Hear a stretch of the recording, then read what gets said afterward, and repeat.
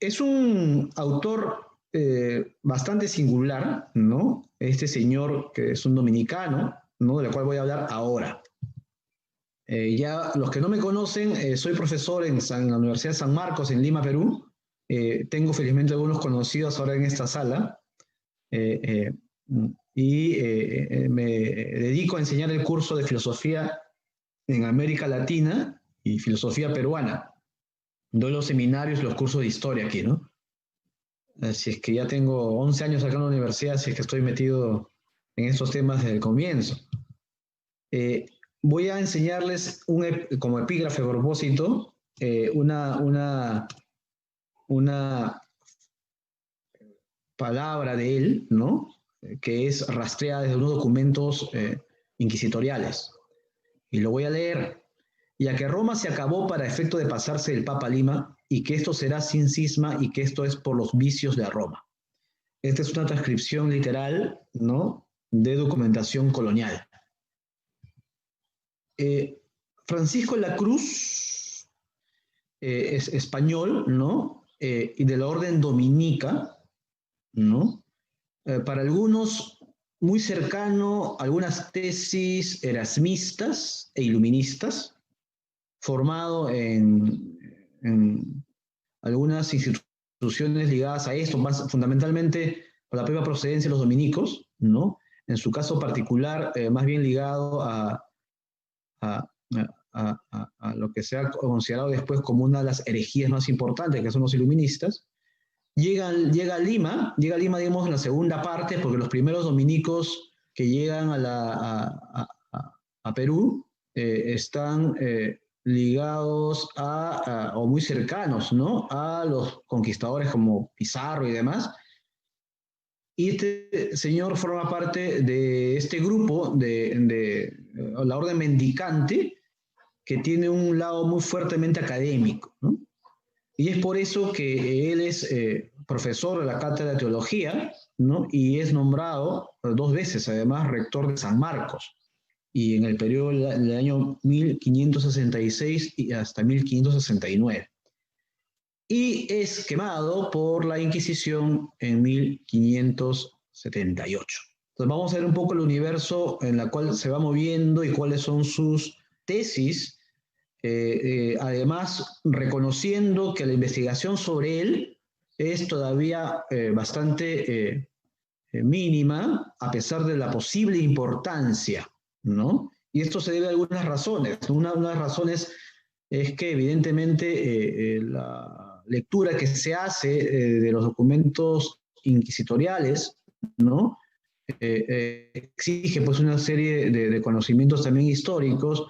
Sin embargo, ha sido leído más bien por la disciplina de la literatura, es decir, por la teoría literaria, que han considerado que habría aquí una ruta apocalíptica, ¿no? Del Perú, es decir, el nacimiento de un tipo de discurso que configuraría una clave milenarista, ¿no? Y que es evidente que esto tendría consecuencias en todo el proceso, tanto de independencia como posterior a la independencia peruana, en la que habría tesis que replantean la historia peruana desde estas claves, justamente de índole apocalíptica, ¿no? Este es un texto, una transcripción de un texto, bueno, que circula, ¿no? Que es sobre las actas, ya que el documento principal del proceso en su contra, que es a través justamente del cual sabemos de él, ya que como parte de la estrategia de demolición de los oponentes del siglo XVI, de la estabilización colonial, que es como se conoce en el Perú, se procura minimizar, eliminar o demonizar a los oponentes, ¿no? Que se enfrentan o resisten al modelo imperial que va a caracterizar a la época virreinal peruana, ¿no? Este señor Toledo es un virrey, ¿no? Que va a usar como brazo de demolición, ¿no? Moral y política a la Inquisición. Esto es muy conocido en América, en parte de América Latina, pero coincide justamente en la época en la que hay algunos elementos que sublevan y de resistencia también indígena, ¿no? Y otro elemento que es importante tener aquí es los concilios limenses, ¿no? Hay un primer, segundo y después un tercer concilio limense en 1885, ¿no? Que va a ser parte de este concilio una respuesta justamente al levantamiento teórico y teológico de Francisco de la Cruz. O sea, importante en el caso de la Inquisición, porque uno de los principales promotores e ideólogos, oponentes, enemigos de Francisco de la Cruz es un jesuita que se llama José de Acosta. José de Acosta es conocido porque escribió dos libros, bueno, más, pero dos libros importantes para nuestra filosofía. Uno es Historia Natural y Moral de las Indias, donde hace una lectura naturalista, ¿no?, de las conductas o las costumbres.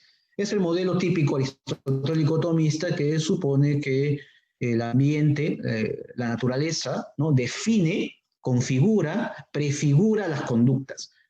Bajo esta descripción, ¿no?, que nosotros lo denominamos el tópico naturalista, que es uno de los tópicos que discutimos en la colonia sobre la filosofía peruana, habría una explicación que tiene evidentemente características que estarían muy ligados al ambiente en el cual han vivido los indígenas. Bajo esas claves, entonces tendríamos nosotros un tipo de indígena según su tipo de naturaleza, ¿no? Y el otro texto que es resultado de haber aceptado José de Acosta el fracaso, la primera etapa de la evangelización, escribe un texto que se llama De Procuranda Indorum Salute. El De Procuranda Indorum Salute, como su nombre lo indica, ¿no?, es un manual de evangelización.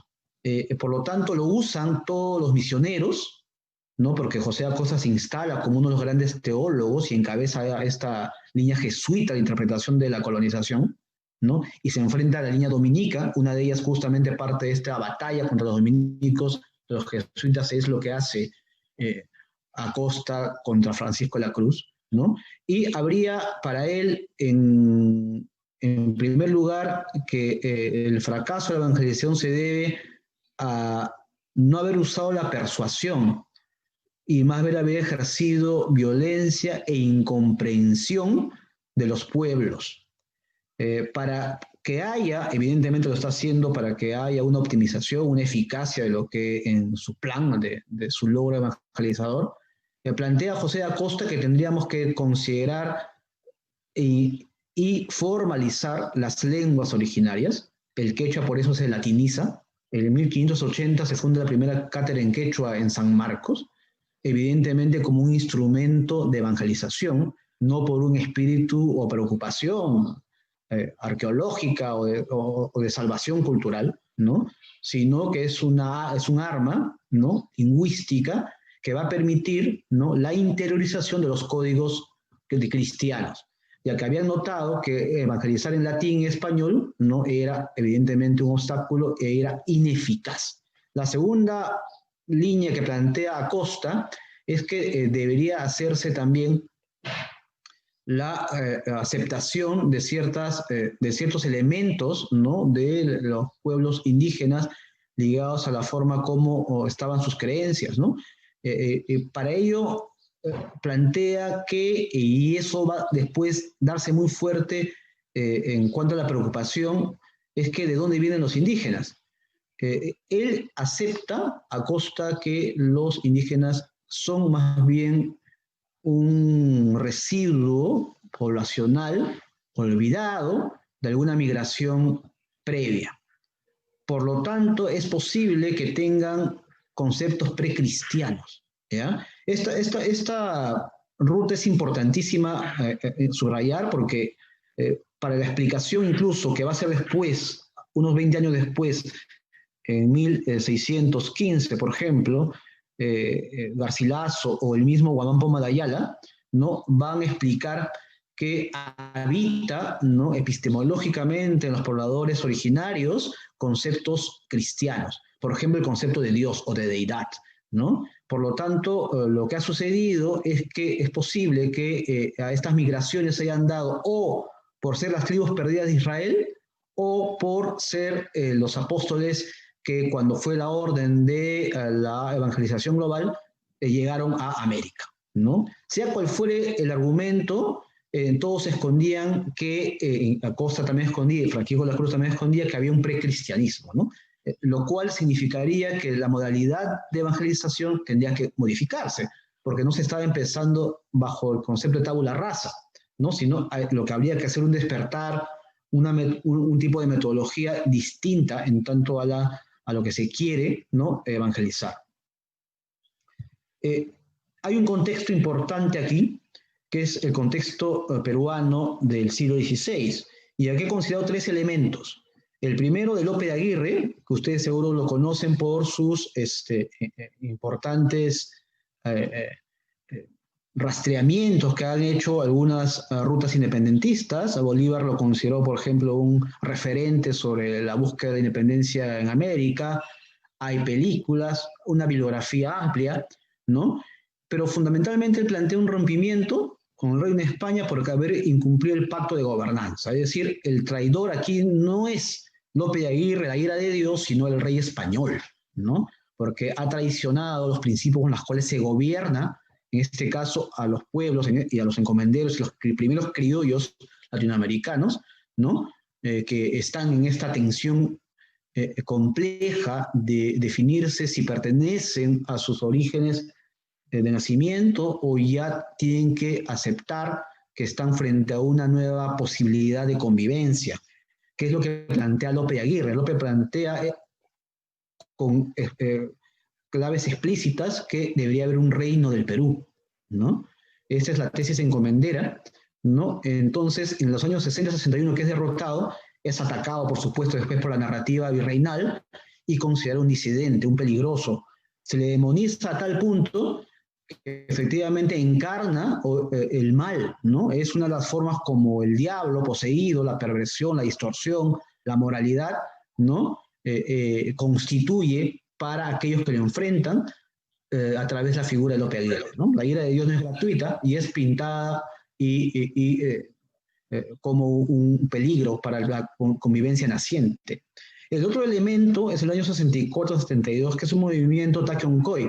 El Takion-Khoi tiene como tesis principales que habría que regresar a un sistema de convivencia previo a los incas, ¿ya? Es decir, los incas incluso han sido un tipo de orden civilizatorio que ha atentado contra las fuentes originales y originarias, ¿no?, de convivencia, que se llaman las huacas, ¿no? Las huacas son deidades andinas, no son deidades del lugar, que existen antes de la civilización incaica y que lo que va a suceder es que si hacemos esas ceremonias que, por ejemplo, estaban ligadas a olvidar tu nombre en español, a usar gastronomía local, o sea, la sal, por ejemplo, el ají, etcétera, una serie de elementos como parte de los rituales de expulsión de tu hispanización, ¿no?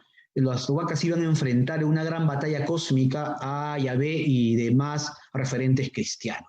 Ahí iba a haber una gran revuelta cósmica a través de las huacas y para ello había que hacer las ceremonias previas, ¿no? O muy fuertemente incluso rituales de danza, ¿no? El Takion-Khoi, o sea, algunos lo traducen como la enfermedad del baile, ¿no? Como una suerte de posesión, ¿no?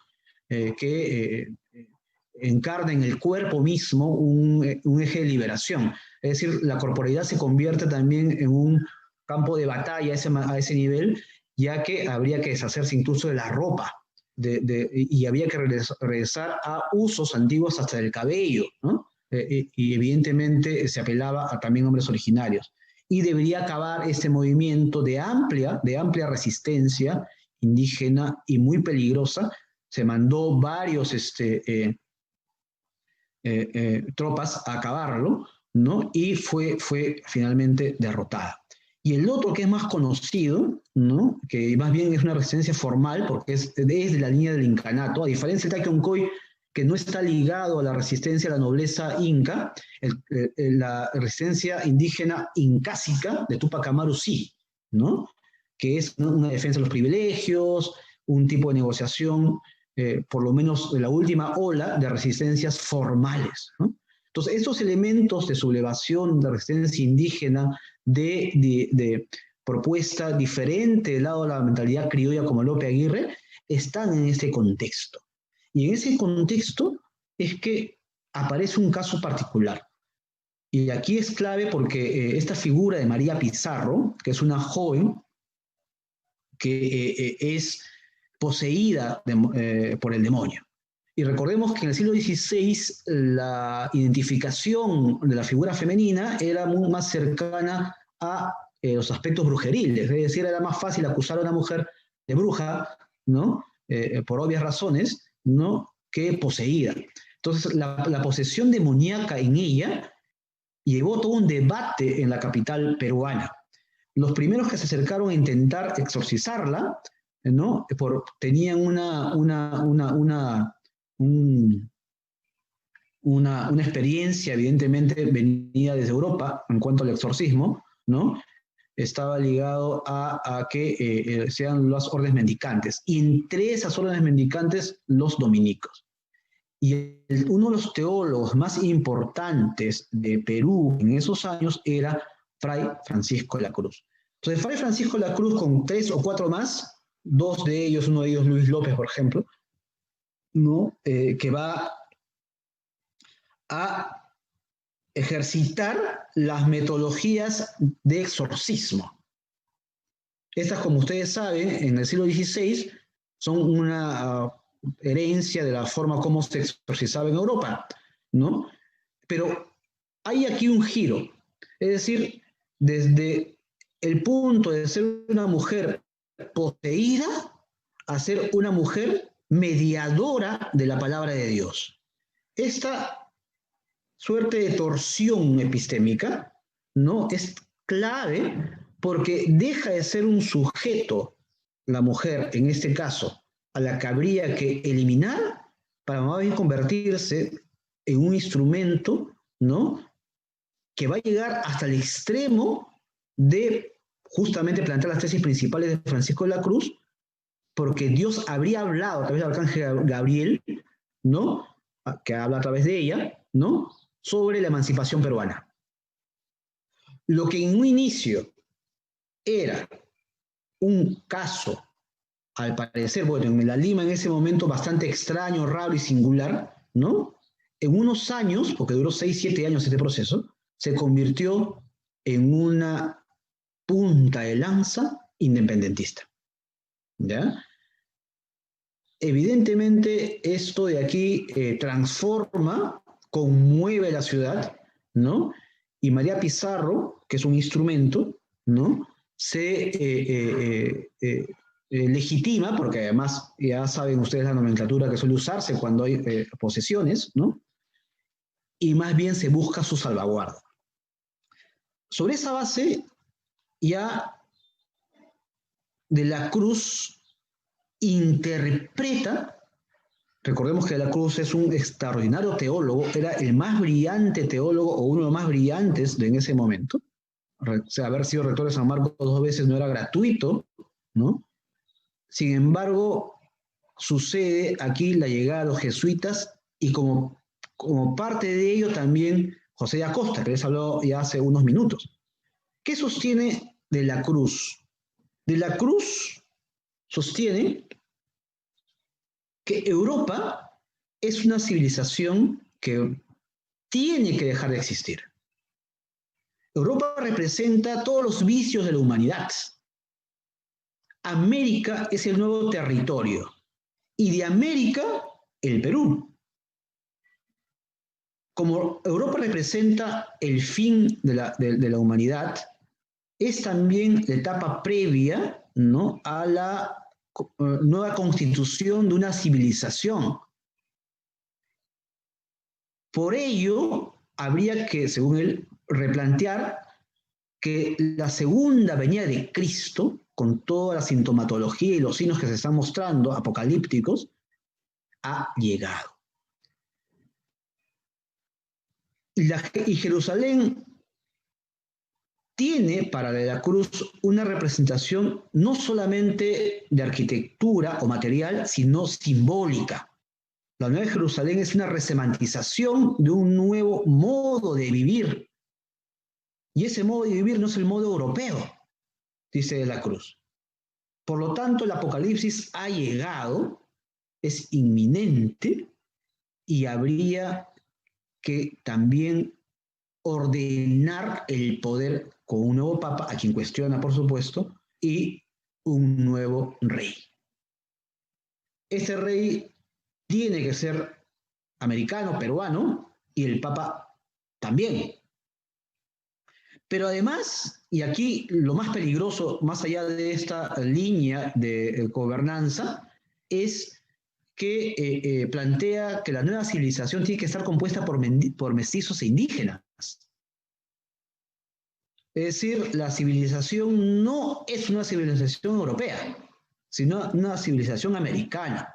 Y esta composición poblacional de nuevos creyentes, ¿no?, etcétera, son mestizos, son indígenas.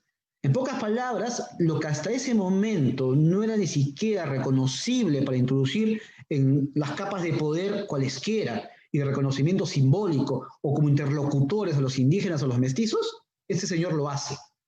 Es evidente que esto pone en peligro todo el sistema naciente y virreinal, que es lo que va a cuestionar después fuertemente la Inquisición. Y además asume que la evangelización tal como se planteaba no es necesaria para la salvación de los indígenas, ya que estos tendrían, ¿no?, elementos conceptuales previos. Para eso hace todo un rastreamiento que todo el ejercicio arqueológico del mundo andino, etcétera, no son sino la demostración de que estamos ante una importantísima lectura que hace de evitar la evangelización tal como se está planificando hasta ahora, que va a ser después la línea de respuesta fundamental de José de Acosta. ¿Ya? Acosta después le responde con un texto que se llama De Cristo Revelato, ¿no?, donde habla sobre este teólogo y plantea además sus propias claves de lecturas del Apocalipsis que hace Acosta como representante jesuita y oficial, digamos, del poder virreinal. ¿Ya? Estos son, entonces, como digo, espero haber cumplido el tiempo, Alex, lo siento, ¿no?, los planteamientos de José de Acosta.